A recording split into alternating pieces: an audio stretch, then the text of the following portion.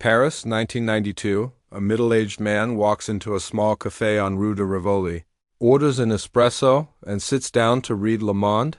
To anyone watching, he's just another businessman enjoying his morning routine. His passport says he's Francois Dubois, import-export consultant. His accent is flawless. His wardrobe impeccable. His entire life birth certificate, employment history, bank accounts checks out perfectly. But the man sipping coffee isn't Francois Dubois. He's Atef Piso, the head of intelligence for the Palestine Liberation Organization, responsible for planning operations that killed dozens of Israelis across 3 decades. And in a locked drawer in his apartment, he keeps detailed files on every PLO operation in Europe, names, addresses, weapons caches, future targets. For 18 months, Mossad has been hunting him across 4 continents, following ghost trails through false identities and dead drops. They've tracked him from Tunis to Rome, from Athens to Madrid, always arriving days too late. But this morning, in a café in the heart of Paris, their patience is about to pay off. This is the story of Operation Sharp Needle when Mossad hunted the world's most sophisticated terrorist through the shadows of Europe and eliminated him in broad daylight while French security services watched helplessly from across the street. Atef Piso was born in 1948 in Gaza, during the chaotic final months before the establishment of Israel. His family fled their village during the 1948 Arab-Israeli War, joining hundreds of thousands of Palestinians who became refugees in the space of weeks. They settled in a UN camp where Atef spent his childhood, a place of tin-roofed shacks, open sewers, and desperate poverty. But the camp was also a breeding ground for resistance. Young men grew up hearing stories of villages lost, land stolen, dignity destroyed. The question wasn't whether they would join the Palestinian resistance, but which faction would claim them. Atef was intelligent, disciplined, and patient, qualities that separated leaders from followers. While other teenagers threw stones at Israeli patrols or spray-painted slogans on walls, Atef studied. He understood that rage without strategy was impotent. He devoured books on military history, revolutionary theory, and political organizing. By his early 20s, he had been recruited by Fatah, the dominant faction within the Palestine Liberation Organization led by Yasser Arafat. Unlike radical groups that embraced pure terrorism, Fatah positioned itself as national liberation movement, violent when necessary, but ultimately seeking political legitimacy. Atef rose quickly through Fatah's ranks because he possessed a rare combination of ideological commitment and operational pragmatism. He wasn't driven by blind hatred, but by calculated assessment of how violence could advance Palestinian political objectives. By the mid-1970s, he had become head of intelligence for Force 17, the PLO's elite security and operations unit. His responsibilities included protecting PLO leadership, gathering intelligence on Israeli activities, and planning operations against Israeli targets abroad. It was a position that required absolute loyalty, unquestionable discretion, and willingness to authorize acts that would be called terrorism by enemies and resistance by allies. Under Atef's direction, Force 17 became one of the most effective Palestinian militant organizations. Unlike groups that conducted indiscriminate attacks killing civilians randomly, Atef targeted what he considered legitimate military and intelligence objectives: Israeli diplomats, Mossad agents, military officers operating under civilian cover. The distinction meant nothing to Israel, which considered all attacks against its citizens terrorism regardless of target selection. But within PLO circles, Atef's selectivity was seen as professionalism. He wasn't a wild-eyed fanatic. He was a strategist using violence as instrument of political warfare. The operations Atef planned and authorized during the 1970s and 1980s left a trail of bodies across Europe and the Middle East. In 1973, Force 17 operatives assassinated an Israeli air attache in Washington, D.C. In 1978, they attacked an El Al crew bus in London. In 1982, they killed an Israeli diplomat in Paris with a car bomb that also wounded several French civilians. Collateral damage that Atef later privately acknowledged was operational error, though he never expressed remorse for Israeli deaths. By the mid-1980s, Atef Piso's name appeared in classified files of intelligence services across the Western world. Interpol had a file, The CIA had a file, MI6 had a file, and Mossad had a file that was thicker than all the others combined. For Mossad, Atef represented something more dangerous than a terrorist operative. He was the institutional memory of PLO operations. He knew every operation, every agent, every method. He maintained detailed records of 417 activities dating back years. His personal files contained names of European sympathizers who provided safe houses, forged documents, weapons. They contained details of PLO financial networks that moved money through European banks. They contained contingency plans for future operations against Israeli targets. Capturing or killing Atef wouldn't just eliminate one operative, it would disrupt the entire PLO intelligence apparatus in Europe. But Atef was extraordinarily difficult to locate and even harder to target. Unlike PLO leaders who lived openly in Beirut or Tunis surrounded by armed guards, Atef operated in the shadows. He maintained multiple false identities, each supported by authentic documentation created through corrupted bureaucrats in various countries. He never stayed in one location more than a few weeks. He communicated through dead drops and encrypted channels that Israeli signals intelligence couldn't penetrate. He trusted almost no one, compartmentalizing information so that even close associates knew only what they needed for specific tasks. His operational security was better than most intelligence professionals.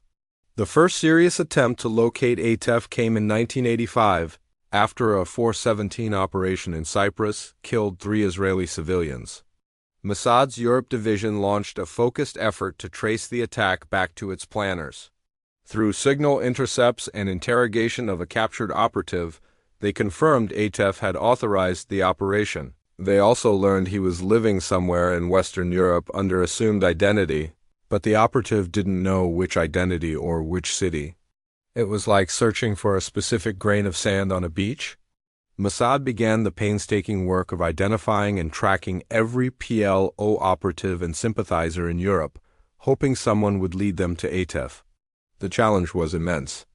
Europe in the 1980s was a patchwork of different security services with varying levels of cooperation with Israel. France, which maintained diplomatic and economic relationships with Arab states, was particularly difficult terrain. French intelligence tolerated PLO presence as long as operations weren't conducted on French soil. Several Palestinian leaders lived openly in Paris, protected by an unspoken understanding: don't cause trouble here, and we won't trouble you. For Mossad, operating in France meant extreme caution. Any operation that embarrassed French security services could trigger diplomatic crisis. By 1988, Mossad had identified several possible identities Atef might be using. One was François Dubois, a French citizen supposedly born in Algeria in 1948, the same year as Atef. The birth certificate checked out. Passport records showed regular travel to Middle East and North Africa. Financial records showed income from import-export business that was vague enough to be cover. But there was no photograph on file, no fixed address, no verifiable employment. It was exactly the kind of identity a sophisticated operative would create, real enough to pass casual scrutiny, vague enough to provide operational flexibility. Mossad couldn't confirm François Dubois was Atef Piso without physical surveillance. That required getting agents into France to watch known PLO meeting sites, track financial transactions, and follow suspects. Between 1988 and 1990, Mossad ran several surveillance operations in Paris targeting suspected PLO operatives. They identified safe houses, documented meetings, photographed faces, but they never caught definitive proof that Dubois was Piso. The man they suspected was extraordinarily careful.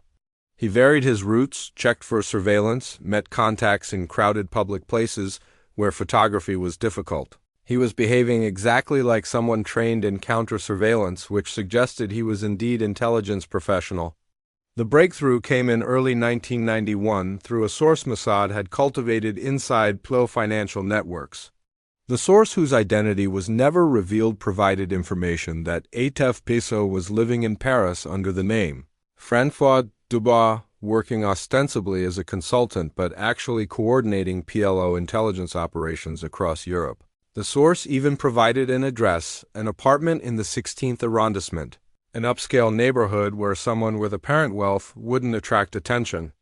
Mossad now had a target. But they faced a critical decision: surveillance to gather more intelligence or immediate action to eliminate him before he disappeared again. The debate within Mossad was intense. Some argued for patience, watch him, see who he meets, map the entire network before taking action. Others argued that Atef was too dangerous and too slippery to risk letting him escape. Every day he remained operational was another day he could plan attacks against Israelis. Every day they watched him was another day he might detect surveillance and vanish. The decision went to the highest levels: Prime Minister Yitzhak Shamir and Defense Minister Moshe Aarons. In May 1991, they authorized a red-page standing permission to eliminate Atef Disso when operationally feasible. The mission was designated Operation Sharp Needle. Mossad's Caesarea unit was given operational responsibility. Caesarea specialized in targeted killings abroad, the dark work that kept Israeli enemies looking over their shoulders. The unit's operatives were drawn from Israel's most elite military units and given years of additional training in surveillance, weapons, escape protocols, and the psychological conditioning required to kill with professional detachment. They lived under deep cover in European cities, maintaining false identities for years, waiting for missions.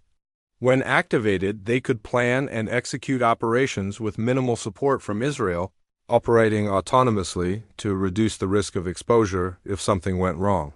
The team assembled for Sharp Needle consisted of at least 8 operatives, though exact number remains classified.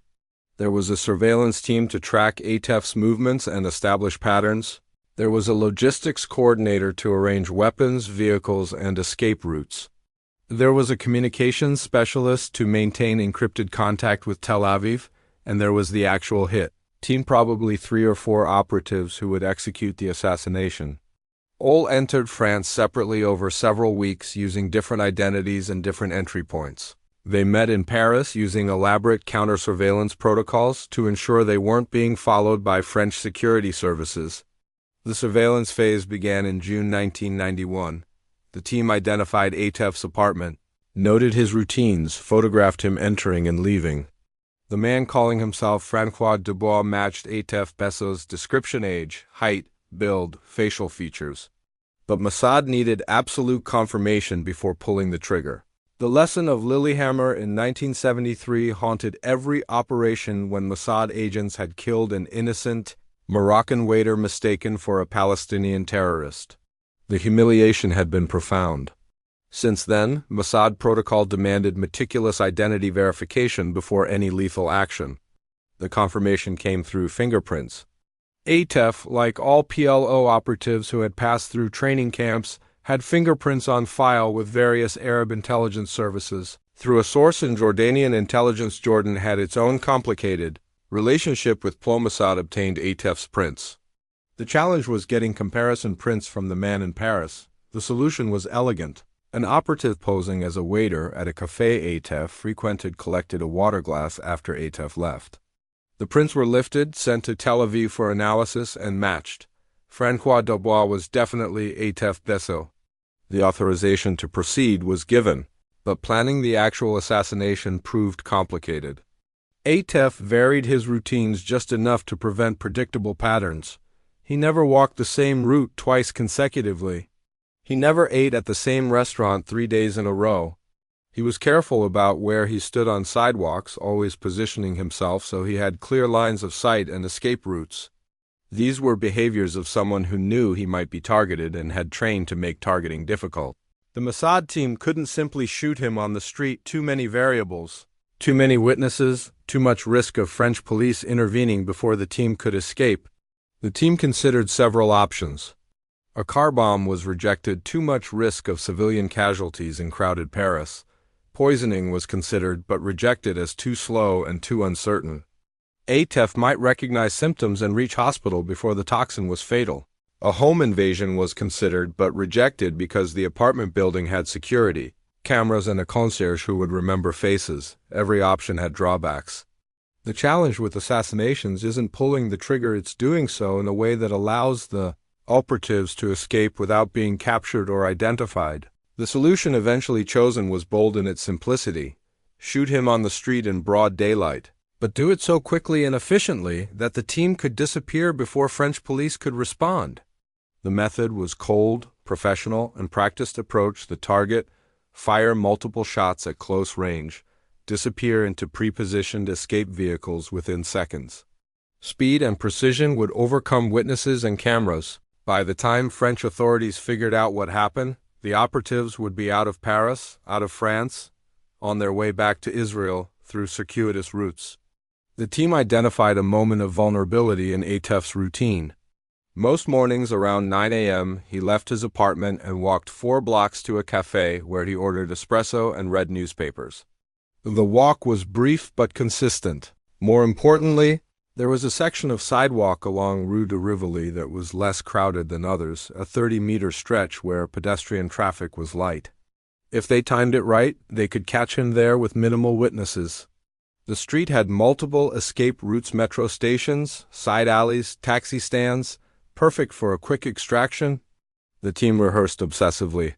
They walked the route dozens of times, timing every step, identifying every camera, noting every potential obstacle. They rented apartments near the target zone as staging areas. They positioned motorcycles and cars along escape routes. They established contingencies for every variable they could imagine. What if Atef changed his route? What if French police happened to be nearby? What if witnesses tried to intervene? Every scenario was war-gamed, every response practiced until it became muscle memory. On June 8, 1992, the team activated. Surveillance confirmed Atef left his apartment at his usual time. The hit team 3 operatives, 2 men and 1 woman, positioned themselves along Rue de Rivoli. They wore nondescript clothing that would blend into Parisian street life. The woman carried a purse containing a 9mm pistol fitted with suppressor. The 2 men carried backup weapons. They looked like tourists or office workers, absolutely unremarkable. Atef walked towards them, unaware that his years of successfully evading capture were about to end. As Atef approached, the female operative moved towards him as if she was going to pass him on the sidewalk. At the last second, she pulled the pistol from her purse and fired 4 shots at point-blank range into his chest and head. The suppressor reduced the sound to loud pops rather than ear-shattering bangs, but in the quiet morning air, people nearby heard it clearly. Atef collapsed instantly, dead before he hit the pavement. The female operative dropped the gun and walked quickly towards a motorcycle waiting 30 meters away. The 2 male operatives created momentary confusion by moving towards Atef as if they were concerned citizens, then peeled away in different directions. The entire sequence from first shot to disappearance took less than 15 seconds. Witnesses later reported conflicting descriptions. The shooter was tall, short, blonde, brunette, wearing red, wearing blue. The confusion was deliberate. The operatives had chosen clothing and appearances designed to create contradictory witness accounts. The female operative removed her outer jacket immediately after the shooting, revealing completely different clothing underneath. She joined her escape driver on the motorcycle and disappeared into Paris traffic within seconds. The male operatives entered a metro station 2 blocks away, changed clothing in the bathroom, and emerged looking completely different. By the time French police arrived at the scene 5 minutes later, Atef Bessasseau was dead on the sidewalk, his blood pooling around him, his false identity documents in his pocket. The operatives were already miles away, moving through pre-planned routes towards safe houses on the outskirts of Paris. Within hours, they would leave France entirely, some by train to Belgium, others by car to Germany, one by flight to Spain.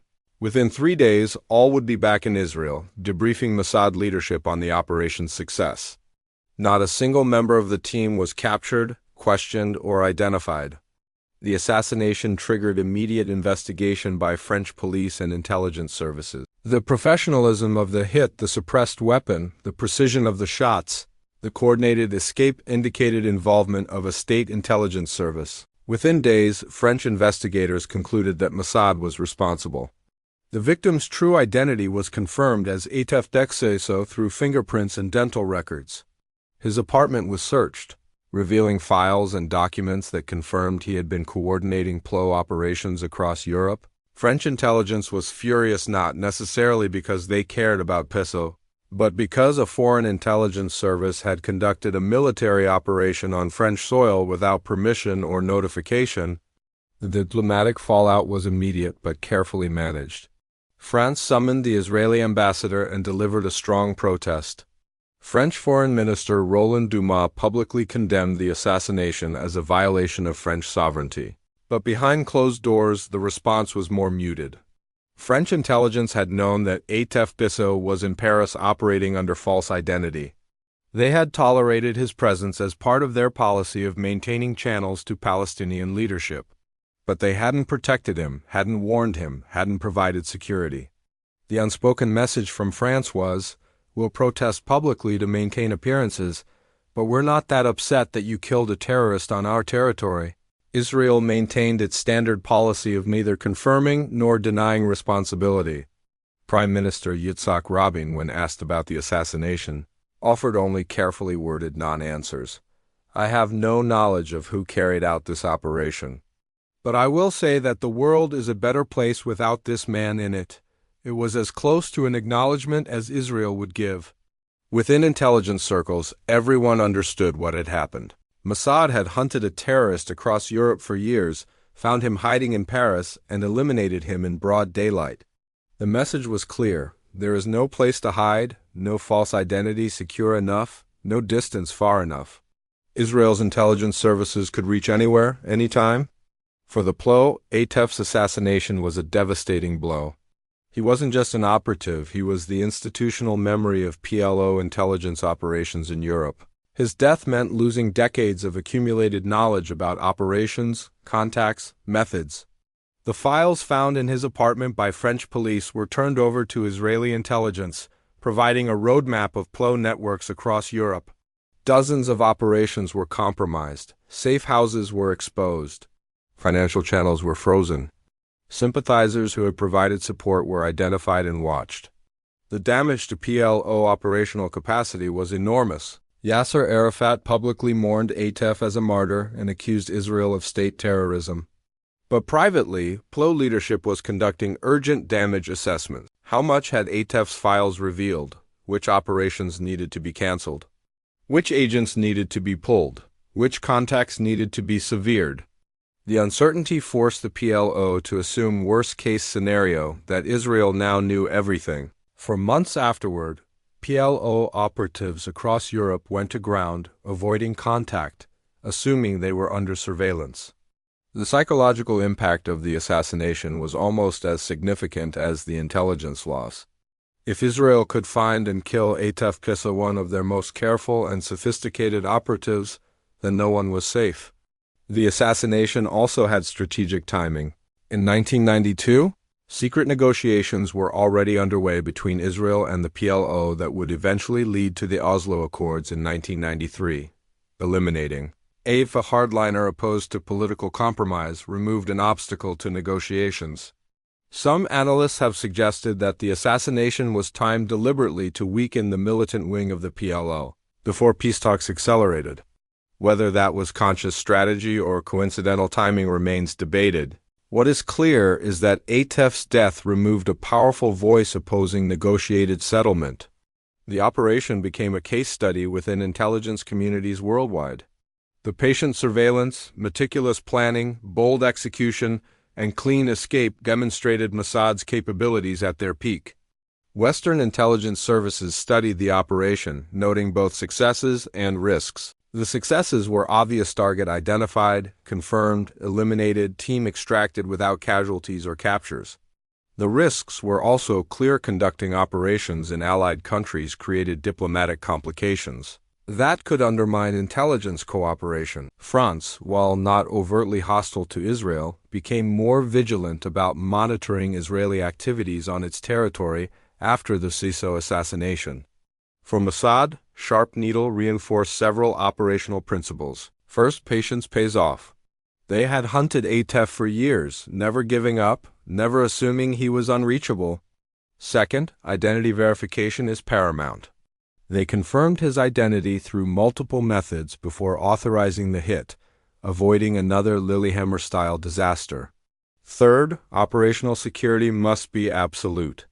The team operated in France for months without being detected by French intelligence, demonstrating discipline and tradecraft. Fourth, speed and boldness can overcome complexity. The actual assassination was simple and brutal: walk up, shoot, escape, executed so quickly that sophisticated countermeasures weren't necessary. The human cost of Operation Sharp Needle was, in Israel's calculation, justified by strategic necessity. Atef Piso had authorized operations that killed Israelis. His intelligence files threatened future operations that could kill more. Eliminating him protected Israeli lives and disrupted terrorist networks. This was the standard justification that Israeli officials offered, not publicly, since Israel never acknowledged the operation, but internally within the circles where such decisions were made and defended. For them, targeted killings weren't murder, but warfare conducted through alternative means. Critics viewed it differently. They argued that assassinating operatives like Atef perpetuated cycles of violence without achieving lasting security. Every assassination created martyrs that inspired new recruits. Every killing hardened attitudes, making political compromise more difficult. And conducting assassinations in allied countries violated international law and norms of sovereignty, undermining the very international order that Israel claimed to defend. These criticisms were voiced primarily by human rights organizations and some European governments, but they had little practical impact on Israeli policy. Atef Piso was buried in Tunis, where the PLO had relocated its headquarters after being expelled from Beirut in 1982. Thousands attended his funeral, including Yasser Arafat and other senior Palestinian leaders. He was eulogized as a hero of Palestinian resistance, a man who had dedicated his life to fighting Israeli occupation. His widow and children received support from the PLO, including housing and financial assistance. Within Palestinian communities, his name became synonymous with sacrifice for the cause. Streets and schools were named after him. His image appeared on posters alongside other Palestinian martyrs. The operatives who killed him returned to their lives in Israel. Their names were never revealed publicly. They received no public recognition, no medals, no acknowledgement. That's how Mossad operations' work success is measured in silence. The operatives likely received commendations within the organization, perhaps promotions, certainly the satisfaction of knowing they had eliminated a high-value target. But they couldn't talk about it publicly. Couldn't share their experiences with family or friends who weren't in the intelligence community. They lived with the knowledge that they had killed a man in cold blood in a Paris street, and that knowledge stayed with them forever. The psychological toll of conducting assassinations is something intelligence services rarely discuss publicly, but internal studies suggest it affects operatives differently. Some compartmentalize effectively, viewing killings as military operations no different than soldiers shooting enemy combatants. Others struggle with moral weight, questioning whether their actions were justified, whether the target truly deserved death, whether there were alternatives that weren't pursued. Mossad provides psychological support to operatives after difficult missions. But the nature of assassination work means operatives must be psychologically suited to it from the start. Screening identifies people who can kill and walk away without debilitating trauma. Operation Sharp Needle demonstrated that in the shadowy world of intelligence warfare, geography provides no sanctuary, false identities provide no security, and even the most careful operatives can be found and eliminated when a determined intelligence service dedicates sufficient resources to hunting them. The operation required years of patient intelligence gathering, sophisticated surveillance, meticulous planning, and bold execution. It required cooperation from sources within Arab governments, from Western intelligence services that shared information, from operatives willing to spend months building cover identities and waiting for the moment to strike. The broader question that operations like Sharp Needle raise is whether targeted killings actually enhance security or simply perpetuate endless cycles of violence. Israel's position has consistently been that eliminating terrorists prevents future attacks and disrupts operational networks, that the security benefit outweighs diplomatic and moral costs. Critics argue that assassinations create new enemies, inspire retaliation, and undermine international legal frameworks that protect sovereignty. Both perspectives contain truth. Targeted killings do disrupt terrorist operations in the short term, but they also generate resentment and desire for revenge that fuels long-term conflict. What's undeniable is that Mossad's willingness to conduct operations like Sharp Needle has created a powerful deterrent effect. Palestinian operatives, terror cell leaders, and hostile intelligence officers know that Israel will pursue them regardless of time, distance, or diplomatic complications. That knowledge forces them to live in perpetual fear, constantly looking over their shoulders, trusting no one, never feeling safe. That psychological pressure is itself a weapon, one that doesn't kill, but that degrades operational effectiveness and erodes morale.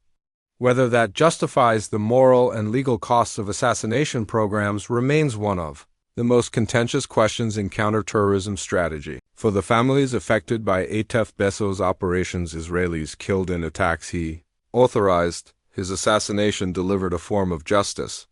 For the family Atef left behind, widow and children who lost husband and father, the assassination was murder motivated by politics. Both perspectives are simultaneously true, highlighting the moral ambiguity that pervades conflicts where one side's terrorist is another side's freedom fighter, where state violence and insurgent violence both claim justification in self-defense and protection of their peoples. The story of Operation Sharp Needle is ultimately about the lengths intelligence services will go to eliminate threats they deem existential. It's about the patient, methodical work of intelligence gathering that happens far from public view. It's about operatives who live double lives in foreign cities, waiting months or years for a moment that lasts seconds. It's about the tension between national security imperatives and international legal norms. And it's about the enduring question of whether killing enemies makes a nation safer or simply creates new enemies to replace the ones eliminated. If this investigation into how Mossad hunted a terrorist across continents, established his identity through years of surveillance, and eliminated him in the heart of Europe fascinated you, hit that like button and share this video. Subscribe because we're continuing to expose the covert operations that shaped modern intelligence warfare, and activate notifications. The next classified mission is waiting to be revealed.